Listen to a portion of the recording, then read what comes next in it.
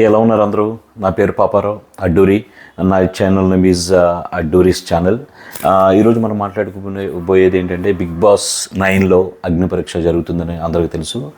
నేను ఆల్రెడీ 1, 2, 3, 4 వరకు ఎపిసోడ్స్ నేను పోస్ట్ చేశాను. అయితే ఈరోజు మనం మాట్లాడుకోబోయేది ఏంటంటే, ఎపిసోడ్ 12 నుంచి టాప్ 15 కంటెస్టెంట్స్ ఎవరైతే ఉన్నారో, అగ్ని పరీక్షలో టాప్ 15 ఎవరైతే ఉన్నారో వాళ్ళకి సంబంధించి మినీ అగ్ని పరీక్ష టాస్కులు జరుగుతున్నాయి త్రూ ఓటింగ్ ద్వారా, యాజ్ వెల్ యాజ్ జడ్జెస్ ఇచ్చే ఎల్లో కార్డ్స్ ద్వారా కూడా కొంతమంది ఎలిమినేట్ చేయబోతున్నారు. అంటే ఎల్లో కార్డ్స్ అంటే on the basis of behaviour and వాళ్ళ యాటిట్యూడ్స్, ఇంకా ఎలాంటి తప్పులు జరిగినా, అదేమన్నా అగెన్స్ట్ టు ద రూల్స్ జరిగినప్పుడు ఎల్లో కార్డ్ అనేది కూడా ఇస్తున్నారు. ఇప్పుడు ఆల్రెడీ ఒక ముగ్గురికి ఎల్లో కార్డు ఇచ్చారు. ఈరోజు 12లో జరగబోయే టాస్క్లు ఎవరైనా జరిగితే వాళ్ళు కూడా ఎల్లో కార్డ్స్ ఇస్తారు. అలా ఇంకో నెక్స్ట్ జరగబోయే 3 ఎపిసోడ్స్లో ఇంకెవరైనా తప్పు చేసినప్పుడు 1 దాటి 2 ఎల్లో కార్డ్స్ వచ్చినట్లయితే ఆటోమేటిక్గా they will be eligible for red card అని చెప్పి నవదీప్ గారు దాని గురించి వివరంగా చెప్పారు. అయితే ఈరోజు 12లో జరిగిన టాస్క్లో వచ్చేసరికి మనకి రెడ్ కార్డ్స్ గురించి వివరంగా చెప్పడం అయితే జరిగింది నవదీప్ గారు. ఎల్లో కార్డ్స్ ఎవరికైతే 2కు మించి వస్తాయో వాళ్ళు రెడ్ కార్డ్కి ఎలిజిబుల్ అవుతారు. ఆల్మోస్ట్ నేను అనుకోవడం రెడ్ కార్డ్ వచ్చింది అంటే అర్థం ఏంటంటే టాప్ 15 నుంచి వాళ్ళైతే ఎలిమినేట్ అవుతారని అర్థమవుతుంది. ఎందుకంటే ఇంకో 3 ఎపిసోడ్లే ఉన్నాయి అగ్ని పరీక్షకి.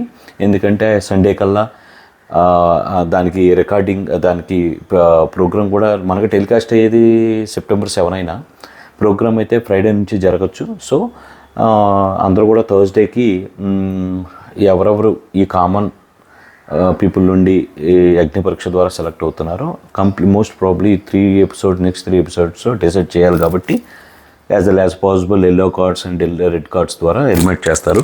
అయితే ఎపిసోడ్ 12 గురించి మనం మాట్లాడుకున్నట్టయితే, నేను జరిగిన ప్రోగ్రాంలో badge allocation on the basis of behaviour. అంటే ఇప్పటి వరకు అగ్ని పరీక్ష స్టార్ట్ అయిన నుంచి ఇప్పటి వరకు తన ఒపోనెంట్స్ మీద వాళ్ళకున్న ఒపీనియన్ని బ్యాడ్జ్ రూపంలో వాళ్ళకి ఇవ్వాలి. ఇదే టాస్క్. ఇది మనం అంతకుముందు ప్రతి బిగ్ బాస్ సీజన్స్లో కూడా మనం చూసాం. అంటే అవతలంలో బిహేవియర్ ఎలా ఉంటుంది, వాళ్ళు ఏ బ్యాడ్జ్కి సంబంధించిన వాళ్ళు, ఏ పేరుకైతే సూట్ అవుతారు, ఈగో ఇష్టా లేదంటే ఇలా ఉంటాయి కదా, అలాంటి బ్యాడ్జెస్ అక్కడ పెట్టి ఉంచారు. వాటిని వాళ్ళకి సూటబుల్ అయ్యే వాళ్ళకి ఒక్కొక్కళ్ళు పిలుస్తారు. వాళ్ళ సూటబుల్ అయ్యే వాళ్ళని పిలిచి పెట్టాలి. ఈ ప్రాసెస్లో ఫస్ట్ శ్రేయాని పిలిచారు. శ్రేయ పిలిచినప్పుడు క్లవర్ అనే బ్యాడ్జ్ని తను ఎంచుకొని శ్రేజాకి ఇచ్చింది. అయితే శ్రేజ సెలక్షను మరి వాళ్ళిద్దరూ సేమ్ ఏజ్ గ్రూప్లో ఉండడం వల్ల మరి తన ఫ్రెండ్ లాగా భావించి ఇచ్చిందో క్లవర్ అని చెప్పి, కానీ క్లవర్ అనే బ్యాడ్జ్ శ్రేజ కన్నా కూడా ఎలిజిబుల్ అయ్యే పర్సన్స్ ఇంకా చాలామంది ఉన్నారు. ఇదే క్వశ్చన్ మన జడ్జెస్ కూడా ఆమెను అడిగారు శ్రేయాని, ఎందుకని ఇంకా అంతకన్నా మనీష్ గారు కూడా అంతకన్నా తెలివైన వాళ్ళ మాకు అనిపించారు కదా, మరి క్లవర్ అనే బ్యాడ్జ్ ఆమెకి ఎందుకు ఇచ్చారనేది. సో అదే డౌట్ నాకు కూడా వచ్చింది. ఎందుకో ఆమెది ఫేవరెటిజం ఫేవరెట్ అంటే ఆ వయసు రీత్యా తనకు నచ్చిన వాళ్ళకి ఆమె క్లవర్ అని ఇచ్చుకుందని అయితే నాకు అనిపించింది. అంత జెన్యున్గా మనకు అనిపించింది, ఆమెకు అనిపించలేదు అనేది అయితే అబ్జర్వేషన్ ఎక్కడో మిస్ అయిందేమో అనిపించింది. నెక్స్ట్ దివ్య గారిని పిలిచారు. దివ్య గారు ఓవర్ స్మార్ట్ అనే బ్యాడ్జిని సెలెక్ట్ చేశారు. అది ఓవర్ స్మార్ట్ మనీష్ గారికి ఆమె రికమెండ్ చేసింది. అయితే మనీష్ గారు దాన్ని డిఫెండ్ చేసుకోలేకపోయారు. అంటే ఓవర్ స్మార్టా నేను కాదు అనే విషయంలో ఆయన ఎందుకో దాన్ని ఫైట్ చేసి దివ్య గారిని డిఫెండ్ చేయలేకపోయారని అనిపించింది. కానీ ఓవర్ స్మార్ట్ అని కి ఆయన ఎలిజిబులా కాదనేది నాకు 50-50గానే అనిపించింది. మేబీ ఈ గ్యాప్లో షూటింగ్ మధ్యలో కానీ అక్కడ వాళ్ళ మధ్య ఈయన చూపించిన బిహేవియర్ వల్ల కూడా ఆమెకి ఏమన్నా అనిపించిందేమో అనేది వాళ్ళకే తెలియాలి. అయితే మిగతా సభ్యులను జడ్జిలు అడిగారు, ఓవర్ స్మార్ట్ మీరేమంటారు అంటే ఆల్మోస్ట్ 80% ఓవర్ స్మార్ట్ అనేది ఫీల్ అయ్యారు. సో దానికి మనీష్ గారు కూడా అంత గట్టిగా డిఫెండ్ చేయలేకపోయారు. కాబట్టి మేబీ దివ్య గారు కరెక్ట్ అనిపించింది. అలాగే ప్రియా గారు బోరింగ్ బ్యాడ్జ్ని సెలెక్ట్ చేశారు. తను ఈ బోరింగ్ బ్యాడ్జ్ని షాకిబ్కి ఇచ్చింది. షాకిబ్ దీన్ని డిఫెండ్ చేయడానికి మ్యాక్సిమం ట్రై చేశాడని అనిపించింది. కానీ ఎక్కడా కూడా బోరింగ్గా అయితే షాకిబ్ అనిపించలేదు. నేను చూసిన ఎపిసోడ్స్లో షాకిబ్ తనకున్న లెవెల్లో ఏదో ఒకటి ఇంప్రెస్ చేయాలి, ఏదో ఒకటి చేయాలి అని చెప్పి అయితే మాత్రం మ్యాక్సిమం ట్రై చేశాడు. మరి మనకున్న ఎక్స్పీరియన్స్కి వాళ్ళు అక్కడ అదర్ దాన్ షూటింగ్లో తన ఇంకా ఆమెకి ఏమనిపించారో తెలియదు. ఫస్ట్ టాస్కుల్లో అయితే మాత్రం సక్సెస్ఫుల్ అయ్యాడా లేదంటే 50-50 సక్సెస్ అయ్యాడు. అంత ఏం ఎఫెక్టివ్గా అయితే ఆమె అన్నట్టు ప్రియా గారు అన్నట్టయితే అంత సక్సెస్ఫుల్గా అయితే ఇంప్రెసివ్గా అయితే టాస్కులు చేయకపోయినా బోరింగ్కి దానికి సంబంధం ఏంటి ఏమో నాకైతే అనిపించలేదు. బట్ ఓకే, అంత బోరింగ్ బ్యాడ్జ్కి ఎలిజిబులా కాదా అనేది తీసేస్తే షాకి 50-50గానే పెర్ఫార్మెన్స్ ఇచ్చాడైతే నేను కూడా చెప్పగలను. తర్వాత హరీష్ గారికి అవకాశం ఇచ్చారు. హరీష్ గారు హెపోక్రెట్ అనే అంటే రెండు నాలుకల ద్వారిని అనే బ్యాడ్జ్ని తీశారు. ఆ బ్యాడ్జ్ని శ్వేతకి ఇచ్చారు. అయితే శ్వేత అంటే హెపోక్రెట్ అనే దాన్ని తీశారు. రైట్ చేసిన పాయింట్ వ్యాలిడ్గా అనిపించింది. బట్ శ్వేత గారు దాన్ని డిఫెండ్ చేశారా అంటే నాకు సాటిస్ఫాక్షన్ అనిపించలేదు, నిజంగానే సాటిస్ఫాక్షన్ అనిపించలేదు. అంటే రెండు నాలుకల ద్వారాని అంటే ఆమె మాట స్ప్లిట్ అయ్యారనేది ఆయన ఆమె మీద చేసే ఇది, దానికి ఆమె కరెక్ట్ ఎక్స్ప్లెనేషన్ అయితే ఇవ్వలేకపోయింది. కాబట్టి మేబీ తను అందుకే దాని మీద ఎక్కువ పెద్దగా అయితే మాత్రం ఏమి డిస్కషన్ ల్యాగ్ చేయకుండానే తను కూడా యాక్సెప్ట్ లాస్ట్కి ఓకే అవ్వాల్సి వచ్చింది. అలాగే తర్వాత ప్రసన్న గారిని పిలిచి ప్రసన్న గారికి అవకాశం ఇచ్చారు. ఆయన డంప్ అనే బ్యాడ్జ్ తీశాడు. ఇక్కడ నాకు ప్రసన్న గారు ఎక్కడో తను ల్యాగ్ అవుతున్నాడు అనిపించింది. మన బిగ్ బాస్ అగ్నిపరీక్ష ప్రోగ్రాంలో ఆయనకి నిజంగా చెప్పాలంటే ఆయనకి ఆ క్యాపబిలిటీ ఉంది, కానీ ఎక్కడో లో అయిపోయాడు. ఎక్కడో ఆయన వెనక్కి తాను డిప్రెస్గా ఫీల్ అవుతున్నాడు అనిపించింది. ఎందుకంటే అంత గట్టిగా మాట్లాడాల్సి వచ్చినప్పుడు, డిఫెండ్ చేయాల్సి వచ్చినప్పుడు డెఫినెట్గా నీకోసం నువ్వు మాట్లాడగలగాలి. ఇప్పుడు అక్కడ సూటబుల్ బ్యాడ్జ్ లేదనుకోండి, సూటబుల్ బ్యాడ్జ్ లేదనుకున్నప్పుడు జడ్జిలకు కూడా చెప్పొచ్చు, సార్ యాక్చువల్గా అక్కడ ఉన్న బ్యాడ్జ్లో నేను అనుకున్న వ్యక్తికి నేను అనుకున్న బ్యాడ్జ్ అక్కడ లేదు సార్ అంటే మేబీ నీకు వేరే అవకాశం ఏమైనా ఇచ్చేవాళ్ళు, వాళ్ళు ఏం సలహాలు ఇచ్చేవాళ్ళు. ప్రేక్షకుడైన మాకు కూడా ఒకటి అర్థమైంది ఏంటంటే అక్కడ ఆయన అనుకున్న బ్యాడ్జ్ లేదు అని. ఇంకోటి ఆయనకి సరైన ఒపీనియను పక్కనున్న కంటెస్టెంట్స్ మీద లేదు. అంటే ఒపీనియన్ రాలేదంటే అర్థం ఏంటి, ఆయనకు అబ్జర్వేషన్ ఎక్కువ లేదు. తనతో ఆడేవాళ్ళ మీద తనకు వాళ్ళు ఏం చేస్తున్నారు, ఏం ఆలోచిస్తున్నారు, ఎలా మాట్లాడుతున్నారు, ఒక పార్టిసిపేట్ చేసినప్పుడు వాళ్ళ ఎంతూజియాజం ఎలా ఉంది, వాళ్ళ యాటిట్యూడ్స్ ఎలా ఉన్నాయి, మైండ్ సెట్ ఎలా ఉంది, మైండ్ గేమ్ ఎలా ఉంది, ఇలాంటివన్నీ కూడా అబ్జర్వ్ చేస్తూ ఉండాలి. ఎందుకంటే రేపొద్దున బిగ్ బాస్ హౌస్కి వెళ్ళినప్పుడు నువ్వు 24 మందితో నువ్వు ఉండాలి. కాబట్టి తప్పకుండా మీరు అవతల వ్యక్తి యొక్క బిహేవియర్ అన్నింటిని కూడా మీరు ఖచ్చితంగా అబ్జర్వ్ చేస్తూ ఉండాలి. దాన్ని బేస్ చేసుకుని బ్యాడ్జ్ కూడా మీరు ఇవ్వాల్సి ఉంటుంది. అసలు మీరు కనీసం ఎవరి మీద చిన్న ఒపీనియన్ కూడా మీరు కనీసం రీడ్ చేయలేకపోయారు అనేది ఫైనల్గా జడ్జిలు కానీ చూసే ఆడియన్స్ కానీ మాకు అర్థమైంది. అలాగే నాగా గారు మీకు దీనికి ముందు టాస్క్లో మీకు అవకాశం ఇచ్చారు, ఎందుకంటే ప్రూవ్ చేసుకుంటారని ఆయన మంచి ఉద్దేశంతో ఇచ్చారు, అది మీకు తెలుసు. కానీ ఇక్కడికి వచ్చేసరికి మీరేమైందంటే దాన్ని మీరు సింపతి కొట్టేద్దామని చెప్పి నాకు ఆ అవకాశం ఇచ్చారని చెప్పి మీరు ఈ డంప్ అనే బ్యాడ్జ్ని తీసుకెళ్తే నాగా గారికి ఇచ్చారు. అసలు ఈ డంప్కి ఒకవేళ ఆయన నిజంగానే సింపతి కార్డు కొట్టేద్దామని చెప్పి మీకు దీనికి ముందు ఎపిసోడ్లో అవకాశం ఇచ్చి ఉంటే దానికి అసలు ఈ బ్యాడ్జ్కి దానికి సంబంధం అయితే ఒకట్లేదు. First point. రెండో పాయింట్ ఏంటంటే అసలు మీరు ఏ ఒపీనియన్తో అయితే ఆయన్ని పిలిచారో ఆ ఒపీనియన్నే చాలా తప్పుగా జడ్జెస్ కానీ మీ అగ్నిపరీక్షలో పార్టిసిపేట్స్ మిగతా వాళ్ళు కానీ ఏకగ్రీవంగా దాన్ని రిజెక్ట్ చేశారు మీ ఒపీనియన్ని. అసలు ఆయన మంచి ఉద్దేశంతోనే మీకు అవకాశం ఇచ్చారు, మంచి ఉద్దేశంతోనే మీకు వెళ్తే మీకు పెర్ఫార్మెన్స్ చూపించుకోవడానికి ఒక అవకాశం దొరుకుతుందని ఆయన అయితే మీకు అవకాశం ఇచ్చిందాన్ని మీరు మిస్అండర్స్టాండ్ చేసుకొని దాన్ని మీరు చెప్పిన దాన్ని నిజమని చెప్పడానికి మ్యాక్సిమం ట్రై చేశారు. బట్ కానీ మీరు అక్కడ కూడా మిమ్మల్ని మీరు మోసం చేసుకున్నారనిపించింది.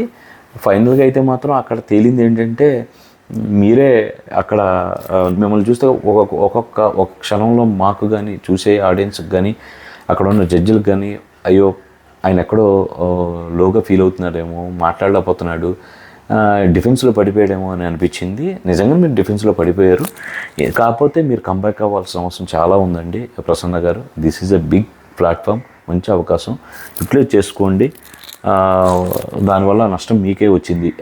ఈ డంప్ అనే కార్డు నాగా గారికి ఇవ్వడం అనేది సెల్ఫ్ గోల్ వేసుకున్నట్టే అనిపించింది నాకైతే. నెక్స్ట్ వచ్చేసి ఆయనకి మళ్ళీ ఇంకో అవకాశం ఇచ్చారు. సరే నాగా గారి సంగతి పక్కన పెట్టండి, ఇప్పుడు మీకు ఇందాలు వచ్చినప్పుడు ఈగోయిస్ట్ అనేది ఏమన్నా బ్యాడ్జ్ ఉంటే నేను హరీష్ గారికి ఇద్దాం అనుకున్నాను అని అన్నారు వచ్చే ముందు మిమ్మల్ని పిలిచినప్పుడు. కాబట్టి ఈ శ్రీముఖి గారు ఆ అవకాశం మీకు ఇచ్చారు. ఎవరికి ఇద్దాం, హరీష్ గారిని పిలిచి. మరి ఎందుకు అని అంటే అక్కడ కూడా మీరు ఈ ఈగోయిస్టిక్ అనే, నిజంగా హరీష్ గారికి ఈగో ఉంది, అది మీరు చెప్పగలిగే పాయింట్లో 2-3 పాయింట్లు బ్రెయిన్లో అనుకొని మీరు ముందే అనుకున్నారు కదా, ఇది ఒకవేళ అది ఆ అవకాశం వస్తే నేను ఆయనకి ఇద్దాం అనుకుని ముందే అనుకున్నారంటప్పుడు మీకు మీ దగ్గర అంటూ కొన్ని పాయింట్లు ఉండాలి కదా, ఈగోయిస్ట్కి సంబంధించిన విషయానికి మీకు ఏ విషయంలో మీకు అలా అనిపించాడు అనేది పాయింట్లు ఉండాలి. కానీ మీరు ఆ పాయింట్లు కూడా మెయింటైన్ చేయకుండా మీరు వేగ్గా ఎలా చెప్తారు. మాకైతే అనిపించింది ఆయన ఈగోయిస్టే, మీకు అదే అనిపించింది, 100% కరెక్ట్.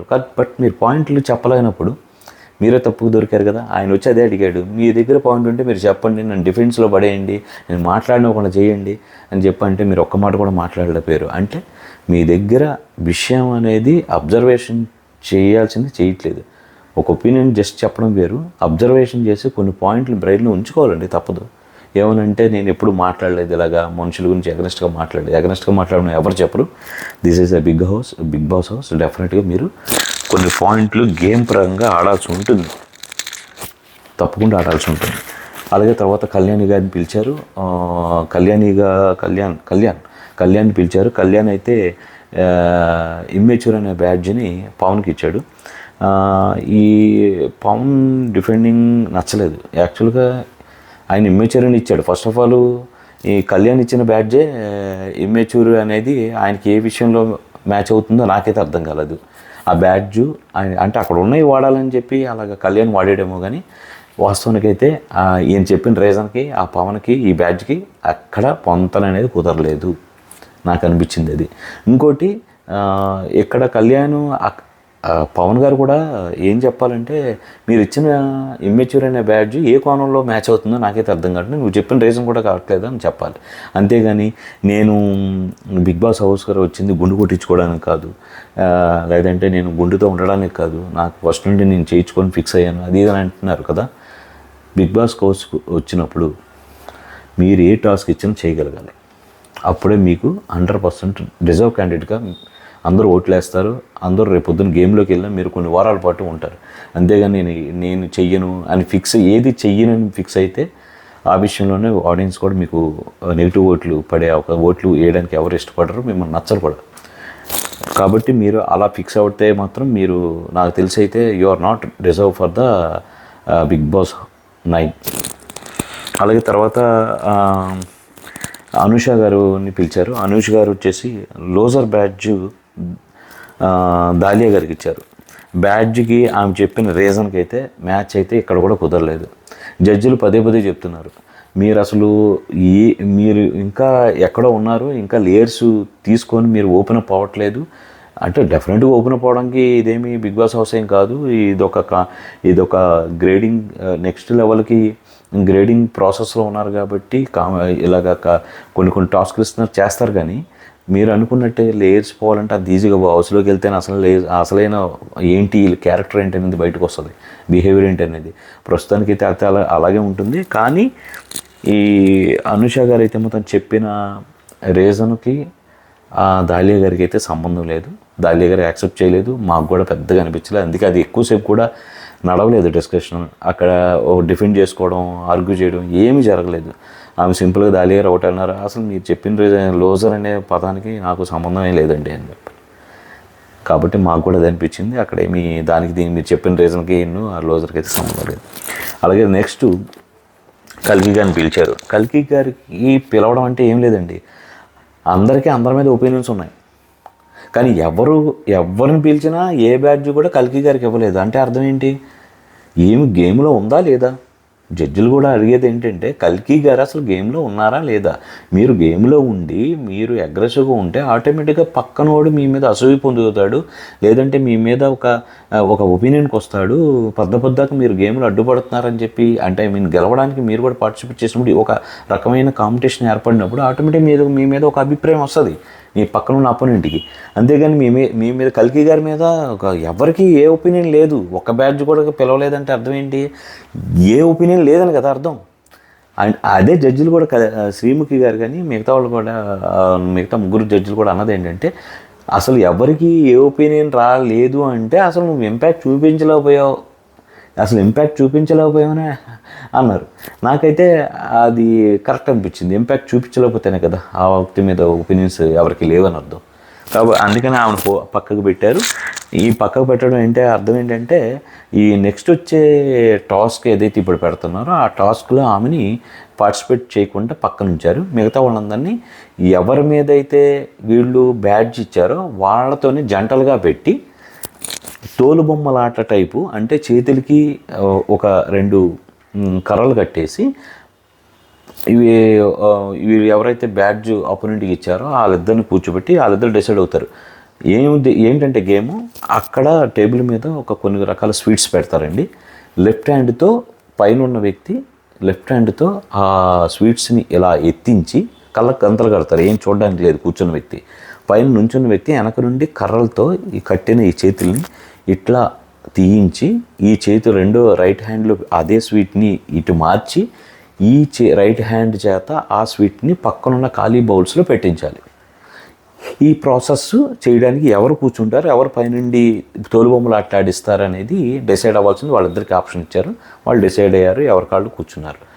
అయితే శ్రీముఖి గారు ప్రతిసారి ఒక ఐటెం చూపిస్తారు. ఫర్ సపోజు గులాబ్ జామున్ ఉంది, గులాబ్ జామున్ అనే స్వీట్ చూపించగానే ఎక్కడున్న పార్టిసిపెంట్స్ కూర్చున్న వాళ్ళ చేత వెనక నుండి నుంచొని వీళ్ళు కర్రలకు చేతులు కట్టి ఉంటాయి కదా, వాళ్ళు ఈ చేతుల్ని ఇలా ఒక్కొక్క స్వీట్ ఎదుక్కునేలాగా పైనుండి వాళ్ళే చేయొచ్చు. ఎందుకంటే వీళ్ళు కందలు కట్టి ఉంటాయి కదా, ఏం చూడలేరు. సో వెనకాల ఉన్న వాళ్ళు ఏంటంటే వీళ్ళ చేత అవన్నీ తీయించి ఈ చేతికి షిఫ్ట్ చేయించి రైట్ హ్యాండ్కి షిఫ్ట్ చేయించి ఈ స్వీట్ని అక్కడున్న ఖాళీ బౌల్స్లో పెట్టించాలి. ఇది గేమ్. పెట్టించిన తర్వాత ఎవరైతే ముందు పెట్టిస్తారో పెట్టించిన వెనక వ్యక్తి సేఫ్గా వీళ్ళ చేతులు కింద ల్యాండ్ చేయించి పరిగెత్తుకుంటే అక్కడ ఉన్న గంట మోగించాలి. అలాగా స్వీట్స్ అన్నీ అయిపోయేలోపు ఎవరైతే ఎక్కువసార్లు గంట మోగిస్తారో వాళ్ళు ఈ రౌండ్కి విన్నారు. అందులో కూడా మ్యాక్సిమం ఎవరైతే విన్ అవుతారో ఇద్దరు ఉంటారు కదా, మళ్ళీ అందులో ఇద్దరిలో ఎవరు డిజర్వ్, ఇప్పుడు ఇద్దరు ఆడతారు కదా, కూర్చున్న వ్యక్తి వెనకాల నుంచున్న వ్యక్తి, వీళ్ళిద్దరిలో ఎవరు డిజర్వ్, గెలిచిన వ్యక్తుల్లో వీళ్ళిద్దరు డిసైడ్ అవ్వాలి. ఎవరిని ఓట్ అప్పీల్కి పంపిద్దాం అనేది వాళ్ళు డిసైడ్. ఓట్ అప్పీల్కి ఛాన్స్ ఇస్తారు ఈ రౌండ్లో గెలిచిన వాళ్ళకి, ఈ ఎపిసోడ్కి. సో అలాగా ఏమైందంటే ఈ రౌండ్లో చాలా బాగా ఆడారండి. ఫస్ట్ లీడింగ్లో అనూష గారు బాగా లీడ్ చేశారు. ఫస్ట్ రెండు స్వీట్స్ కూడా తీసి అనూష గారు 2 పాయింట్లతో లీడింగ్ ఉన్నప్పటికీ శ్రీజ గారు మిగతా ఇద్దరు కంటెస్టెంట్స్ వచ్చారు. బట్ లాస్ట్లో కంటిన్యూగా 3 పాయింట్లు వరుసగా నాగా కొట్టాడు, అలాంగ్ విత్ ప్రసన్నతోనే ఆయనకి జోడీ కాబట్టి ప్రసన్న కింద కూర్చున్నారు. నాగా వెనక నుండి తోలుబొమ్మలాట్లాగా చేతులతో స్వీట్స్ తీయించి మార్పించి మొత్తానికి 3 పాయింట్లు వరుస పెట్టి కొట్టి ఈ రౌండ్ విన్నర్గా ఆ బ్యాచ్ ప్రసన్న అండ్ నాగా గెలిచారు.